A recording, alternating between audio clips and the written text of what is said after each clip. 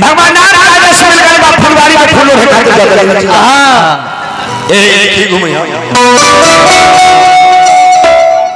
जब फुलवारी में राम लक्ष्मण थे उसी फुलवारी में माता गिरजा के स्थान रहे तुलसी वाली गली कितने ही अवसर सितार आई गिरजा पूजन जननी जननी का मतलब का जननी का मतलब माता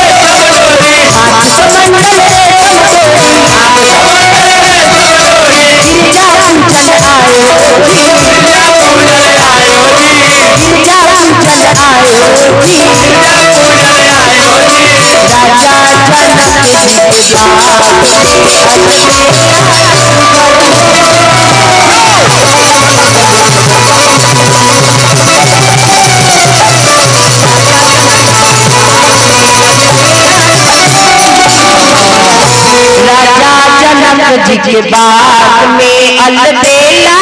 उमड़ आयो